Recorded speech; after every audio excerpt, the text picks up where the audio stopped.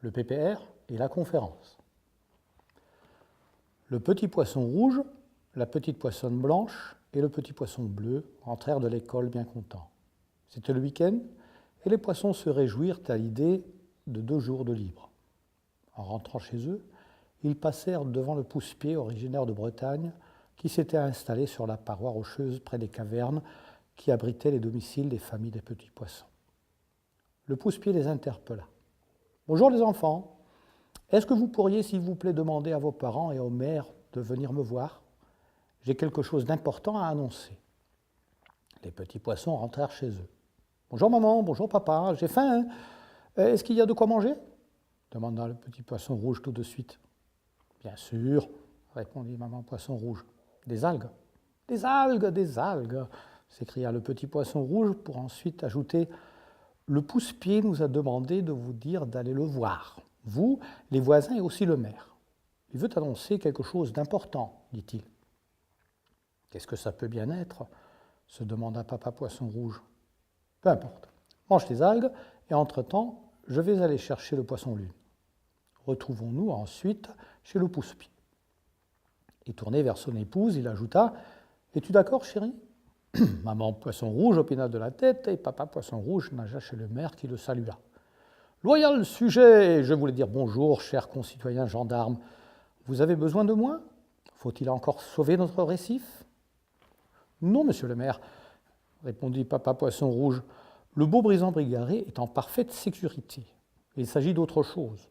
Le pousse-pied nous demande de nager chez lui, puisqu'il veut annoncer quelque chose d'important. »« Ah, quelque chose d'important, » dit le maire, « je vois. Du moment que c'est important, cela demande bien sûr ma présence. » Les 2 poissons nagèrent donc chez le pousse-pied, où s'étaient déjà rassemblées les familles poisson rouge, poisson bleu, poisson blanc et le professeur Hippocampe, que papa poisson bleu avait également averti. « Mon cher monsieur Pousse-Pied, bonjour, » dit le maire pour commencer. « Qu'avez-vous à nous dire ? » ?»« Monsieur le maire, comment allez-vous ? Vous savez que je ne me suis installé ici que récemment, et plus ou moins par accident, mais j'ai constaté qu'on vit bien ici tout de même. Déjà, il fait moins frisquet que chez nous. J'adore votre climat. En outre, le phytoplancton est délicieux. J'ai donc décidé de rester ici au moins quelque temps. « Je vois, » dit le poisson lune, « mais je suppose que ce n'est pas ce que vous vouliez nous dire. »« Bien sûr que non, » continua le pousse-pied. « Sachez que je suis un des directeurs de l'Association internationale des fruits de mer, l'AIFM, et que notre conférence annuelle aura bientôt lieu. Elle aurait dû se tenir à Concarneau, pour la bonne raison que les huîtres plates n'aiment pas trop voyager. Mais étant donné que me voilà coincé ici, je me suis permis d'inviter les délégués au beau brisant bigarré. »« Je vois, » dit le maire, « vous auriez quand même pu nous demander si nous sommes d'accord avant de lancer votre invitation. »« Je le sais bien, » répondit le pousse-pied, « je m'en excuse, mais je voulais d'abord savoir si les délégués étaient prêts à venir ici. Et je peux vous dire qu'ils étaient tous bien enthousiastes, tout de même. En premier lieu, bien sûr, c'étaient les espèces méditerranéennes qui étaient contentes de ne pas avoir à aller dans l'Atlantique. Ce n'est pas toujours facile pour un fruit de mer de voyager. Mais il faut dire que tous les délégués me parurent ravis. Votre coin a une excellente réputation. Nous sommes bien contents d'entendre cela.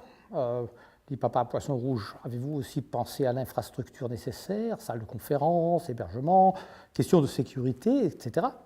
Oui, dit le pousse-pied, à l'exception des homards et des langoustes, les fruits de mer ont plutôt tendance à être petits.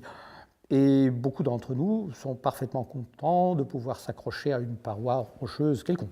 À mon avis, le logement ne pose pas de problème. Pour ce qui est de la salle de conférence, j'avais pensé au bar algues. Il n'y aura pas tellement de délégués et le bulot gaillard devrait faire l'affaire, toujours. Je suppose que les patrons du bar en seront ravis, commenta papa poisson rouge, et le maire ajouta « Sous mon égide, le beau brisant bigarré se développera encore plus et est en voie de devenir une force économique mondiale de premier ordre. Nous sommes d'accord avec votre projet, mon très cher nouveau concitoyen. Quand est-ce que la conférence se tiendra-t-elle? Dans 2 semaines. J'aimerais bien demander au professeur Hippocampe s'il ne pourrait pas organiser le marquage.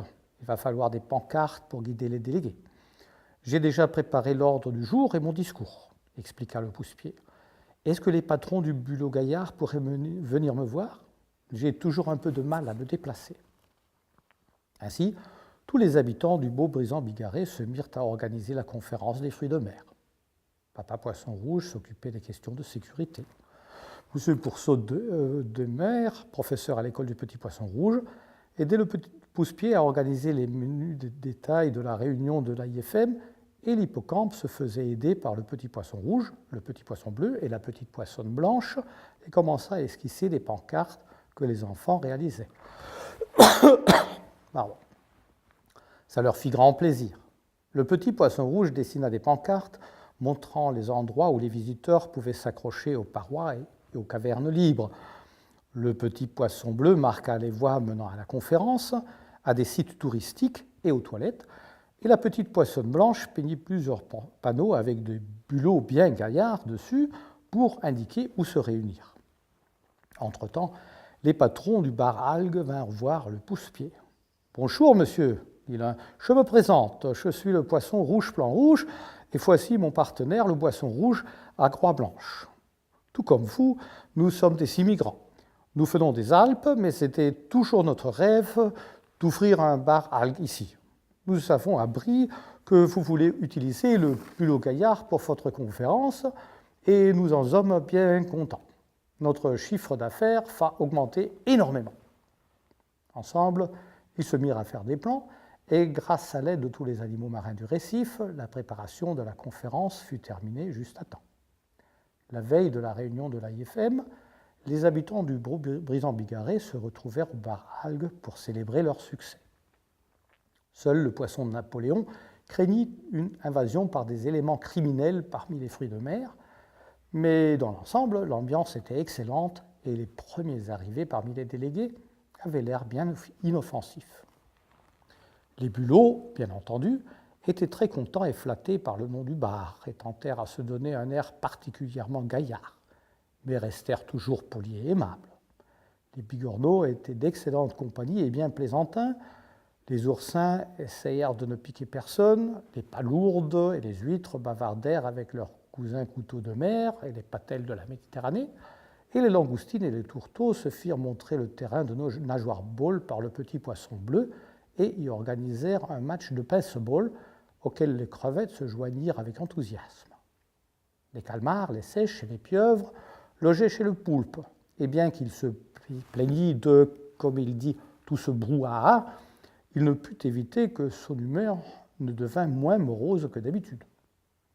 Les petits poissons de toutes les couleurs furent employés comme guides, et les délégués n'arrêtèrent pas de leur faire des compliments pour leur aide et leurs soins. Seuls les homards et les langoustes parurent un peu hautains, mais avec eux, on s'y attendait et on ne le leur reprocha pas. Jamais avant, les petits poissons ne reçurent autant de sucreries d'algues que pendant la visite des fruits de mer. Le soir, ils étaient si pleins de bonbons que le Petit Poisson Rouge ne put plus se réjouir de son dîner d'algues comme d'habitude. « Ah oui, des algues, dit-il sur un ton las, et s'endormit très tôt. Le lendemain, la conférence commença avec un discours bien applaudi de la part du pousse-pied, que les poissons avaient aidé à se fixer au mur du Bulot Gaillard. On discuta de la déclaration des droits de moule, déplora l'absence des espèces japonaises, délibéra sur la question si le krill et les méduses étaient ou non à considérer comme des fruits de mer, et on vota pour que les chitons puissent continuer à brouter les algues sur la côte turque. Bref, la réunion fut un très grand succès jusqu'au moment où la petite poissonne blanche, qui devait attendre à l'une des entrées du récif d'éventuels visiteurs en retard, signala à Papa Poisson Rouge l'approche d'un banc de dorades royales. Ces poissons ne présentaient pas de danger pour les habitants du beau Brisant-Bigarré, mais leurs visiteurs étaient en grand péril. Les dorades raffolaient des fruits de mer. Papa Poisson Rouge ne voulut pas inquiéter les délégués. Pendant que la conférence continuait, il rassembla les notables du récif et les petits poissons et expliqua le problème. Que faire? Se demandèrent tous, lorsque le petit poisson rouge eut une idée. Nous avons toutes ces pancartes placées plus ou moins partout dans le récif.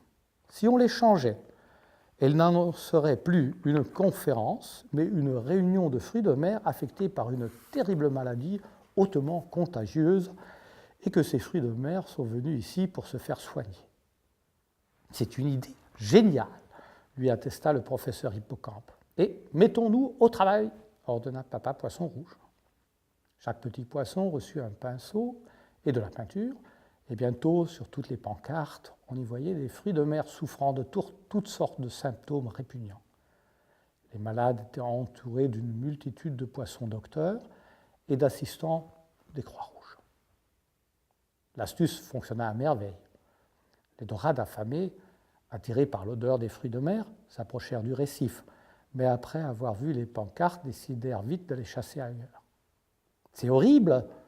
dit l'une d'entre elles. « Savais-tu que les fruits de mer pouvaient porter en elles de maladies tellement répulsives? Peut-être vaudrait-il mieux changer de régime et dorénavant de se contenter d'algues ?»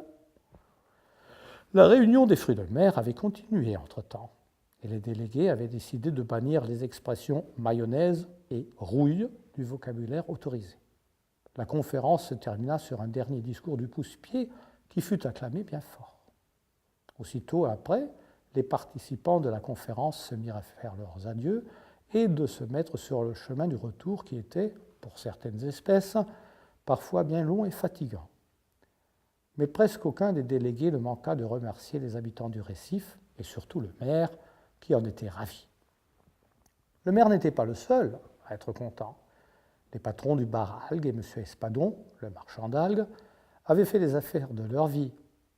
La sardine de la banque pouvait s'attendre à plein de dépôts le lendemain. Les visiteurs du poulpe lui avaient repeint sa caverne avec de l'encre toute fraîche. Et les délégués crustacés avaient fait un don à M. Pourceau de Mer pour pouvoir financer des nouveaux filets de poissons pour les buts du terrain de sport. Le pousse-pied se fit rattacher à sa paroi, remercia encore une fois Papa Poisson Rouge et tous les petits poissons. Et comme il était déjà bien tard, chacun rentra chez lui.